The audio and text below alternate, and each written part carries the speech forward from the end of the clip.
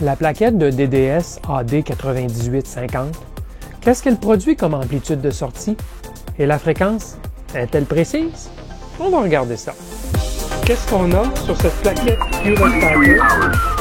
Je vous donne en mille le condensateur électrolytique. Bidouilleur, salut! Dans les vidéos précédentes, je vous ai expliqué rapidement le concept du DDS, donc la synthèse numérique directe de signal. J'ai aussi écrit du code simple pour contrôler le DDS AD9850 et je lui ai fait produire une sortie sinusoïdale à fréquence variable. Tout ça est bien beau, mais dans cette vidéo-ci et dans la suivante, j'aimerais évaluer la performance du AD9850, comme par exemple l'exactitude de la fréquence et le contenu spectral. Question au final de juger de son utilité comme oscillateur. Débutons aujourd'hui par l'évaluation de la fréquence de sortie. Une petite note en passant, dans cet essai, j'utilise un fréquencemètre alimenté d'une référence 10 MHz piloté par GPS. On parle d'une référence dont l'exactitude est meilleure que 1 fois 10 à la moins 10, ou, si vous voulez, d'une partie sur 10 milliards. Donc, vous pouvez faire confiance aux lectures du fréquencemètre. Alors, je vous propose de faire la mesure de la fréquence de sortie de notre DDS. Alors, on a notre même plaquette avec nos 3 modules, le STM32 Mini, la plaquette AD9850 et notre convertisseur série à USB ou USB à série. Bon, alors là, j'ai connecté sur la sortie du AD9850, la sortie filtrée, notre compteur de fréquence qui vous est montré en bas à droite dans l'image. Maintenant, j'ai lancé le code C, téléversé dans le STM32 et il roule présentement. Et j'y ai rentré une fréquence de 10 MHz et vous voyez le résultat, c'est-à-dire sur le compteur 10 MHz, c'est 35 Hz. Donc, il est 35 Hz trop haut sur une fréquence de 10 MHz, ce qui est 3,5 ppm trop haut. Alors, là, c'est quoi? Ben, c'est évidemment le cristal, l'oscillateur, en fait, je devrais dire, sur le AD9850, qui n'est pas à la fréquence parfaite de 125 MHz. Il est un peu à côté, par 3,5 ppm. Alors ça, c'est un défaut, ou en fait, c'est le fait que le cristal ne soit pas d'excellente qualité. 3,5 ppm, dans la plupart des applications, on ne s'en inquiéterait pas. Mais lorsqu'on fait des mesures en fréquence précises, là, ça devient assez plus critique, disons. Alors, ce qu'on peut faire pour compenser, évidemment, on pourrait changer l'oscillateur et en acheter une de meilleure qualité et l'installer sur la plaquette, bien sûr. Mais on peut aussi, dans le code, pour le cas présent, rajouter un décalage dans notre formule, dans notre calcul de formule du coefficient de 32 bits à envoyer. On peut rajouter un offset qui va venir compenser le 125 MHz.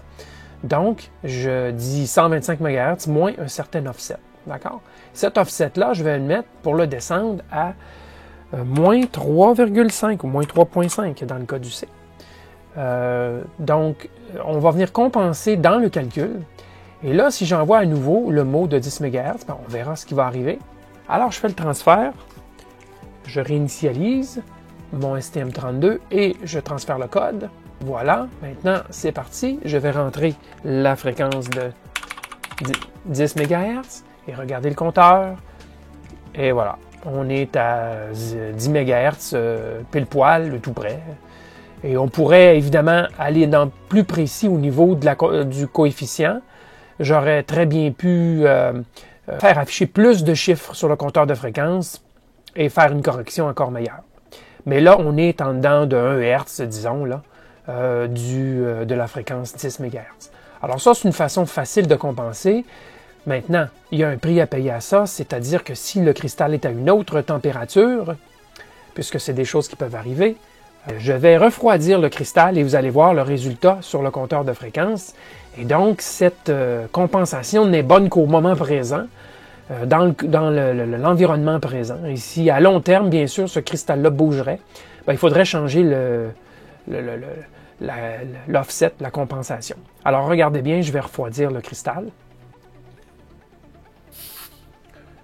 Alors regardez la fréquence qui a changé d'un seul coup après application du ce qu'on appelle le freeze it, donc le liquide de refroidissement. La fréquence a glissé et évidemment elle va reprendre sa place tranquillement au fur et à mesure que l'oscillateur va se réchauffer avec l'air ambiant. Je pourrais mettre mon doigt dessus pour accélérer le phénomène, mais ça ne changera rien. Est-ce qu'il va reprendre exactement sa position? Ah, seul Dieu le sait. Probablement que pas, étant donné que c'est un choc thermique assez fort. Ça se pourrait qu'il reste un petit peu à côté. C'est un choc thermique et de plus, le cristal n'a peut-être pas été vieilli très longtemps puisque c'est une nouvelle plaquette. Donc, c'est possible que ce choc thermique l'ait fait glisser de façon permanente ou semi-permanente en tout cas. Vers une autre fréquence. Mais voyez-vous, on était à 10.00, là on est rendu à 2 Hz à côté. Tranquillement, il reprend sa place ou tout près. Alors ça, c'est ce que je voulais illustrer. Donc, le cristal dans l'oscillateur n'étant pas de très haute exactitude, je devrais dire, je m'attendais évidemment à ce qu'il y ait un gros mouvement dû à la température, de 1, et de 2, il faut compenser sa fréquence.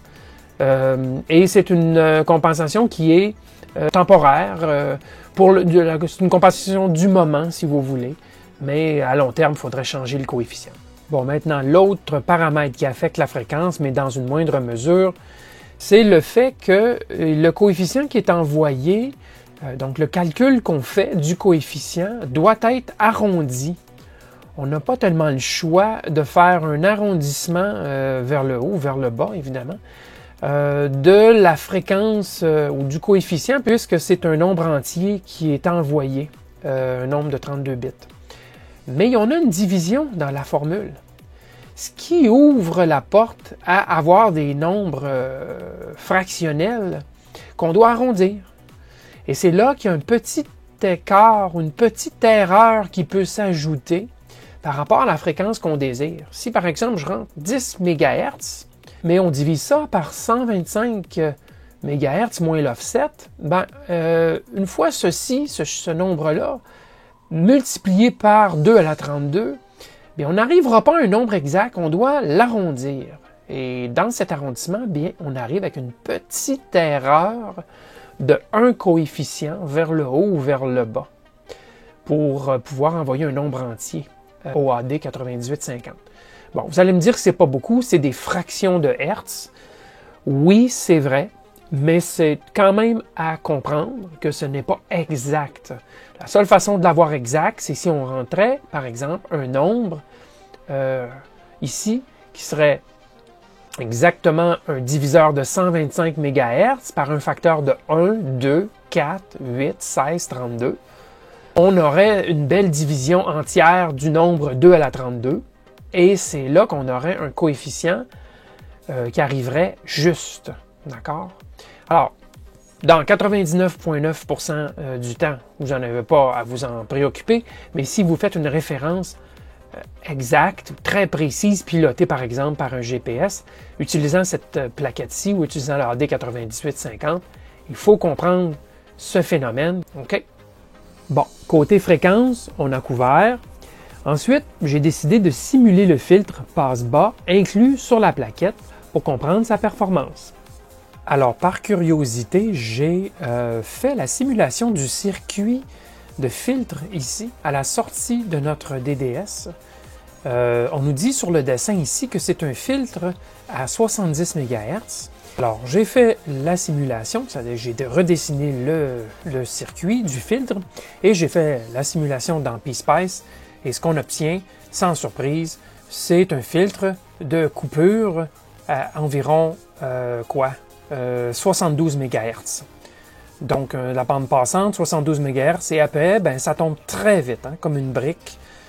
Déjà à 100 MHz, on est à 63 décibels plus bas, ici, là, en bas, tout à fait. Donc, c'est un filtre qui est très carré, si on peut dire, pour éliminer, comme je vous l'avais mentionné, les produits, les images qui ne sont pas désirées. Alors, regardons maintenant l'amplitude obtenu à la sortie de notre plaquette AD9850, passer le filtre. Alors, on a de 0 jusqu'à quoi? Presque 20 MHz, une amplitude qui est à peu près stable à moins 4 dBm, plus ou moins 1 dB, disons. Et moins 4 dBm, c'est environ 140 mV RMS, ou si vous voulez converti en crête à crête, donc d'une crête à l'autre, c'est près de 400 mV crête à crête. Alors, c'est ce qu'on obtient lorsqu'on est terminé à 50 ohms, parce que ces courbes ici montrent à 50 ohms. Alors, évidemment, c'est des mesures successives qui sont accumulées sur l'analyseur de spectre. Alors, évidemment, j'ai augmenté la fréquence, pris une mesure, augmenté la fréquence, et ainsi de suite. OK? C'est ce que ça montre ici. Et ça meurt tranquillement, bien sûr, en augmentant la fréquence. À 40 MHz, on est quelque chose comme quoi? 9 décibels plus bas que, disons, jusqu'à 20 MHz. Donc, ça meurt tranquillement. Évidemment, ça devient beaucoup plus faible plus on approche du 60, 70, 80. Et n'oubliez pas qu'à partir de 70 MHz, le filtre commence à travailler encore plus fort. Alors, ça, c'est vraiment la réponse lorsque terminé à 50 ohms. Maintenant, si on utilise plutôt une sonde d'oscilloscope et qu'on ne termine pas à 50 ohms, donc on laisse la sortie en circuit ouvert, mais qu'on connecte à une sonde d'oscilloscope qui a 10 mégohms d'impédance, bien voici ce qu'on obtient sur un signal de 1 MHz. On obtient une amplitude crête à crête de 1,15 volts, donc crête à crête. C'est évidemment beaucoup plus élevé. C'est attendu puisque le signal n'est pas terminé à 50 ohms, donc on a plus d'amplitude. Et si on regarde maintenant la sortie onde carrée, puisqu'elle existe sur la puce AD9850, encore une fois non terminée. Bon, il y a un peu de dépassement en bas et en haut, là, mais essentiellement, ça sera 3,3 volts. Ici, on indique 3,6, mais je crois que la mesure est un peu trichée.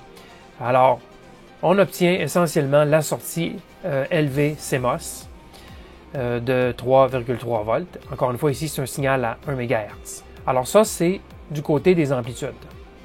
Je vous ai mentionné qu'il n'y a aucun contrôle de l'amplitude de la sortie sur le AD9850, comme sur la plupart des puces DDS d'ailleurs. Il est peut-être possible que l'amplitude offerte ne soit pas suffisante dans votre application, dans une application en particulier. Mais on peut ajouter 1 ou 2 étages d'amplification à la suite du AD9850 pour compenser. Il y a justement eu une discussion sur le forum électrobidouilleur au sujet de l'amplification en sortie du AD9850. Je fournis le lien vers ce sujet dans la description de la vidéo. Bon, alors dans le prochain épisode de cette série, je vais analyser en détail le spectre de sortie de la plaquette DDS AD9850. Je vais regarder cela de 2 angles, celui d'un signal audio et celui d'un signal radiofréquence. D'ici là, je vous remercie beaucoup de votre assiduité et je vous dis à la prochaine!